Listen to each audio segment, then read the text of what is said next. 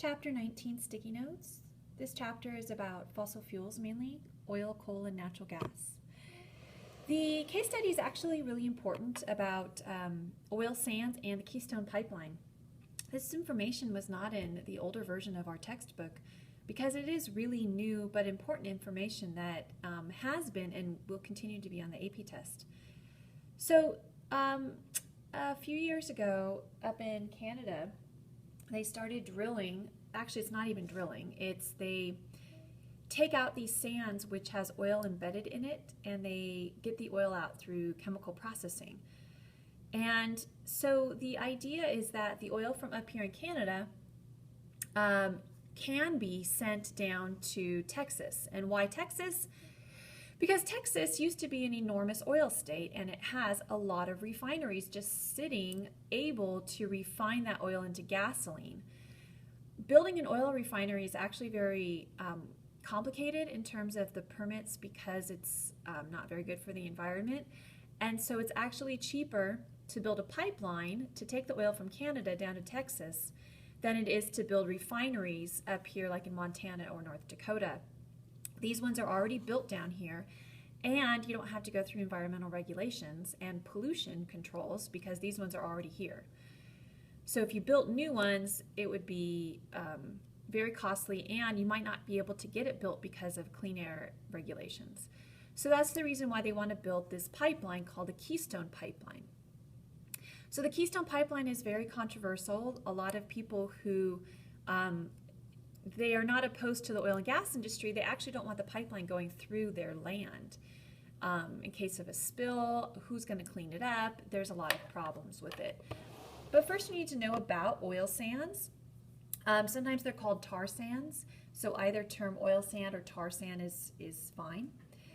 And the type of petroleum in these sands is called bitumen, and it's thick and heavy, and it has to be removed by strip mining and with chemicals that liquefy it, and this causes huge environmental degradation. So you can see here, here's a picture. It's terrible. This used to be a forest, and this is what they've turned it into to get the tar sands out. Turn the page. So we have the Keystone pipeline here on page 520.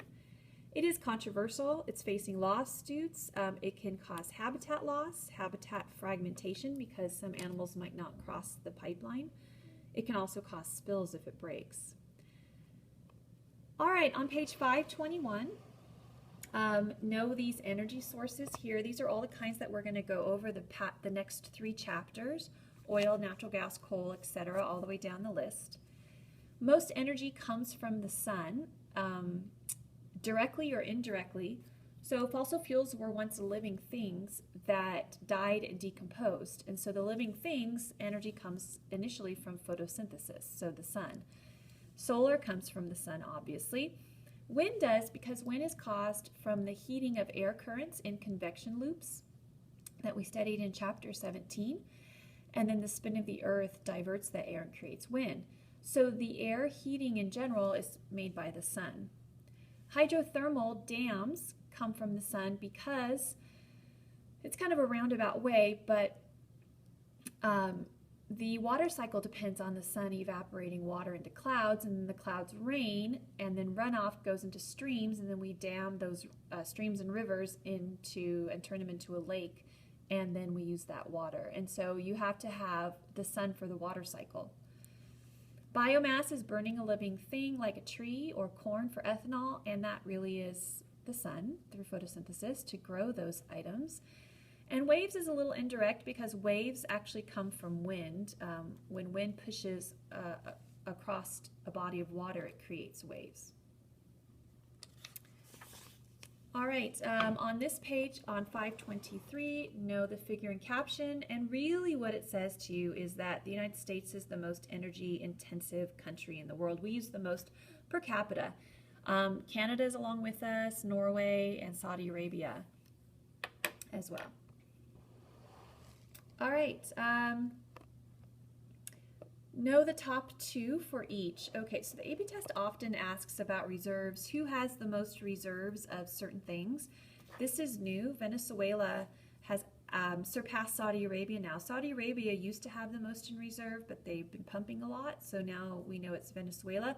Also, new information comes in and new seismic studies and things where we find new reserves, so those numbers change. The biggest reserve of natural gas is Russia, and the biggest for coal is the United States. I would suggest you can really just memorize the top one in reserves for those. So 524, page, going down to what in the world of fossil fuel is. So fossil fuel is basically organic matter broken down in anaerobic conditions. And so heat, pressure, and time turn these living things into fossil fuels. And you can see that on the next page here. So basically a forest in a swamp, heat and pressure over time turns it into coal. And then plankton in the ocean die, fall to the bottom, heat and pressure over time turn it into oil and natural gas.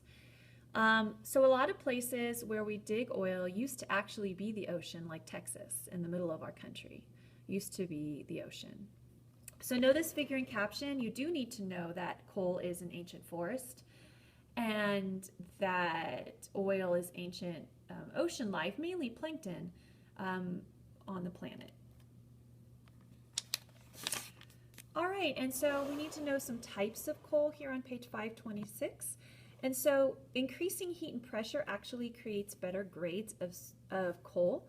So peat is actually a precursor to coal. In Britain, historically, you might read some novels, some older novels, and they'll go out and dig up some peat and heat it in their house to cook with. So it's not quite coal yet, it's a precursor to coal, so more pressure and more time will turn it into lignite, and then bituminous, and then anthracite. And anthracite is the best in terms of energy per volume. You need to know that. So you'll get more energy per chunk of anthracite. Anthracite's also the least amount of air pollution, but bituminous is actually the most common in the US, and that's the one we burn the most because we have the most of it, and it's the highest in sulfur, and so you get that air pollution of sulfur dioxide, and then that sulfur dioxide in the atmosphere turns into sulfuric acid for acid rain, and so that's kind of the problem. If we burn more anthracite, we would have less of it, but we don't have as much anthracite, and it's more expensive. So you do need to know that bituminous is really what we use the most in the US because it's the most abundant. Know what oil shale is? Oil shale is made out of kerogen, so it's a little bit different than oil sands. So oil sands is bitumen, oil shale is kerogen. I know it's picky, but you gotta know it.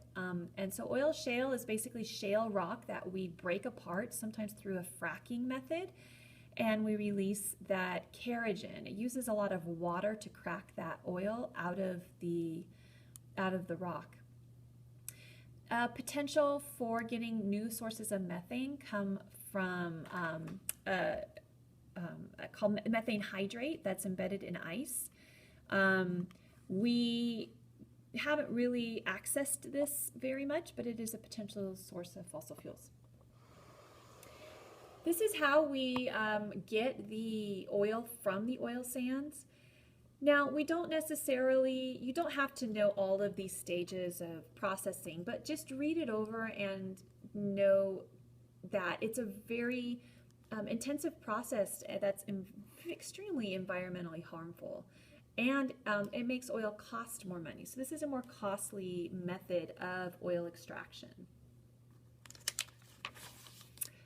So what do we do with this oil? Well, no matter whether it's bitumen or crude oil or kerogen, we have to refine it. And so we refine it according to its distillation, to its boiling point. We call it distillation. And so at certain temperatures, we can make certain products from gasoline. So we run gasoline in our car, to diesel, to fuel oil that people use in their homes for heating back east, even to butane that you put into your barbecue. So you need to know how electricity is generated, which is actually over here on 529. And so this figure and caption runs through the process for you of how electricity is generated. But we have it over here in steps on sticky notes. So basically, most of our electricity in the United States well, about half of it comes from burning coal. And so you light that coal on fire, and then the heat, you put it below a boiler, and the boiler causes water to boil in it, the heat does, which turns it into steam, and then you force the steam through pipes to create pressure to spin turbines, and then you hook those turbines to a generator, and in the generator are electrons which start to move and get excited, and that is basically what electricity is. And so you can see that up here. So here's our ground up coal lit on fire. Here's our water in these pipes. The force of the water through the steam spins the turbine, sending electrons through the generator there. And then we send it to our homes. So we have to cool that water. So a lot of times at power plants, you'll see cooling towers that look like this to cool it down. You see them at nuclear power plants because it's the same kind of situation. We can, in California, we actually do this with natural gas, not with coal. In a nuclear power plant, they do this with uranium, not with coal. So they just basically bombard the uranium with neutrons, and it causes heat. And they do the same thing. And so with a coal power plant, though, we have some pollution issues. First, we have sulfur dioxide, particulates, and carbon monoxide coming out of the smokestacks, and carbon dioxide for global warming. And then we have to get rid of the ash, and the ash is kind of a big problem too. What do we do with coal ash? Okay, so here you need to know the top two, producers and consumers of oil, coal, and natural gas. So basically coal's kind of easy because China and the US are the top two, production and consumption. Oil has changed a lot. The top producer is Saudi Arabia, followed by Russia. The top user is us, and then China's new. That is a new position for them. And then natural gas is a little bit easier because it's the US and Russia for both of those. So coal's a little bit easy because it's China, US, and then natural gas is US, Russia. Oil has a kind of a mix in here of different countries. Page 530, how in the world do we find fossil fuels? Well, we can do a few items to find them. We can drill rock cores and see if there's some sort of petroleum in those rock cores, whatever form it is, and whether it's crude oil or keratin or bitumen. We also can do seismic surveys, and it tells you here how they do seismic surveys. So we found oil up here in Alaska in this little area called the 1002, and so we actually drill for oil up here, and in this pipeline, up here in purple is where we drill. And this pipe, see, it's frozen up here most of the year, and so we take the oil and we send it down here to the port of Valdez, where tankers can come and take the oil away. And this is a pipe running the course of Alaska. This is a Arctic wildlife refuge that's permanent. However, there is a little section at the top called the 1002 area that Congress has said, well, we could open it up for drilling and leave the rest. So the rest is permanent. The 1002, as of right now, is preserved, but if Congress votes to, they can open it up for drilling. So we call it ANWR, and it's the Arctic National Wildlife Refuge. And again, most is preserved as wilderness, but Congress set aside the 1002 area that can be opened up if Congress votes. And about every other year or so, it's added to some bill to try and get it opened up for drilling.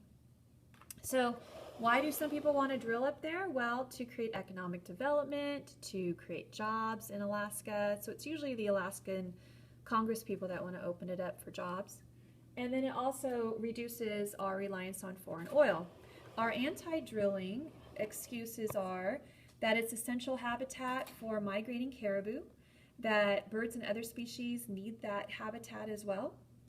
The native people up there, so it's Inuits, but their particular tribe is called the Gwich'in, and they rely on caribou, and the caribou don't really like the drilling very much, and the caribou might disappear, and they rely on the caribou for their heritage. It's one of the few remaining wild places left in the world and the US, and it's estimated to only drop gasoline prices by 1 to 2 cents per gallon if we open it up. So it's not a significant savings for the average American, but it will make oil companies a lot of money. So that's kind of where they push it. We'll continue on with the next video.